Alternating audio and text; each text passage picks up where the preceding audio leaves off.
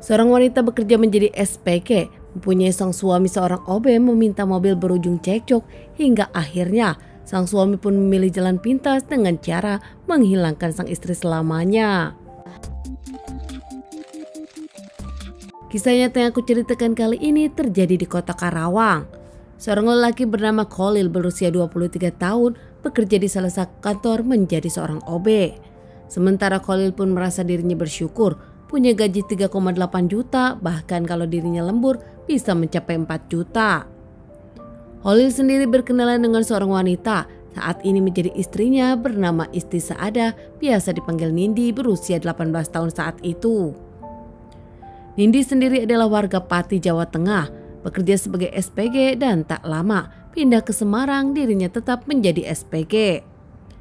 Nindi dengan Khalil sendiri berkenalan di sosial media. Kemudian keduanya pun sering chatting dan akrab satu sama lain hingga bertukaran nomor telepon. Mereka pun makin dekat satu sama lain. Nindi tinggal di kota Semarang sementara Khalil tinggal di kota Bogor saat itu. Mereka di awal merasa iseng satu sama lain, namun lama-lama merasa cocok hingga akhirnya demi memperlihatkan keseriusannya, Khalil pun terbang berangkat ke Semarang. Di sana mereka makin yakin, makin tak bisa lepas satu sama lain. Khalil pun melamar Nindi ke orang tuanya. 1 tahun akhirnya mereka berpacaran dan tak lama tak mau membuang waktu, kemudian mereka pun akhirnya menikah muda. Saat itu Khalil berusia 21 tahun dan Nindi berusia 19 tahun. Mereka menggelar pernikahan secara mewah di Pati. Usai melakukan pernikahan, akhirnya Nindi pun pindah ke Bogor ke rumah keluarga Khalil. Setelah menikah hingga akhirnya dikaruniai 1 orang anak, mereka pun tinggal di Karawang mengikuti pekerjaan dari sang suami Khalil.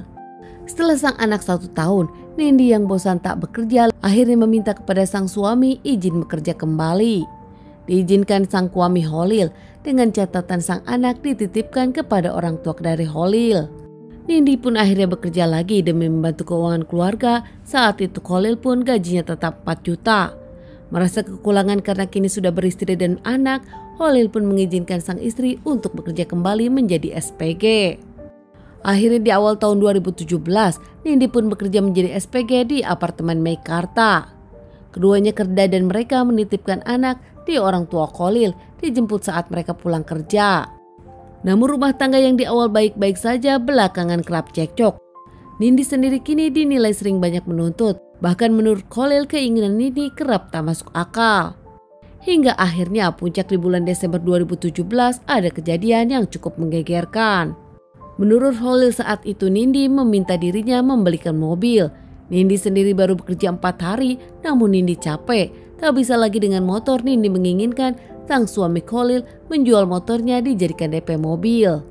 Namun saat itu Khalil yang pekerjaannya hanya seorang OB, meminta sang istri untuk berpikir lagi.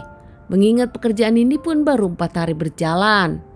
Khalil yang merasa dirinya tak mampu berujung cekcok dan meminta sang istri untuk tahu diri. Mencoba memberi perhatian pada Nindi namun keduanya makin cekcok lagi. Apalagi belakangan Nindi pun ngamuk saat tahu orang tua Khalil mengganti susu anak mereka menjadi yang lebih murah. Saat itu bahkan bukan tanpa alasan. Orang tua Khalil menggantinya karena ternyata Nindi dengan Khalil belum transfer kepada orang tua Khalil. Khalil meminta Nindi untuk bersabar. Orang tua dari Khalil mau menjaga saja sudah beruntung. Orang tua Khalil tak ada keuangan untuk menambah membelikan susu yang mahal. Masih tak apa-apa menggunakan susu yang lebih murah untuk sementara waktu.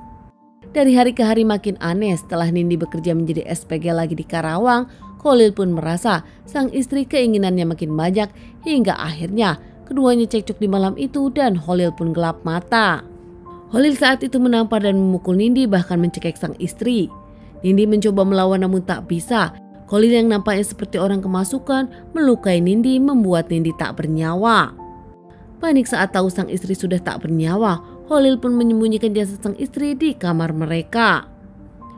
Keesokan harinya di pagi hari, usai Khalil mengantarkan sang anak sematawayang ke rumah orang tuanya, Khalil pun ke pasar membeli senjata tajam jenis golok. Tak bekerja, Khalil memilih kembali ke rumahnya lagi. Di rumah Khalil pun berhasil membagi-bagi jasad sang istri dan akhirnya membungkusnya dengan plastik. Niat Khalil saat itu akan membuang jasad sang istri di beberapa tanah kosong yang cukup jauh dari rumah dirinya. Holil bahkan saat itu membawa dan membakar surat-surat penting dirinya dengan Nindi agar terlihat Nindi kabur dan membawa semuanya, tak ada lagi jejak barang bukti. Usai melakukan aksinya, Holil pun pulang lagi ke rumah seperti tak terjadi apa-apa. Namun tak lama di sana, ada anak-anak yang bermain dan menemukan sesuatu yang aneh hingga akhirnya lapor polisi. Saat pihak kepolisian membuka bungkusan tersebut, ternyata potongan jasad, akhirnya lapor polisi. Pihak kepolisian pun datang usai mendapatkan laporan dan menyelidiki kasus ini. Kasus ini tak mudah karena berupa potongan dan tak ada identitas korban. Membawa potongan jasad itu ke rumah sakit untuk dilakukan otopsi, ada 2 tanda ciri dari jasad yang ditemukan. Ada 2 tato yang berciri khas, satu di atas payudara dan satu di punggung. Pihak kepolisian menyelidiki kasus ini, memeriksa bahwa korban ternyata seorang perempuan antara 20 hingga 25 tahun. Penemuan ini pun akhirnya disampaikan di sosial media, bahkan pihak kepolisian membuat sketsa jasad korban. Sementara di rumah Nindi pun sudah hilang beberapa hari dan Holil pun mengungkapkan kepada para tetangga kalau Nindi pergi meninggalkan dirinya dan mengambil barang-barang. Saat keluarga Nindi memberitahu ada berita penemuan jasad, Holil yang saat itu takut ketahuan akhirnya lapor polisi, mengungkapkan tentang kehilangan sang istri yang pergi beberapa waktu lalu.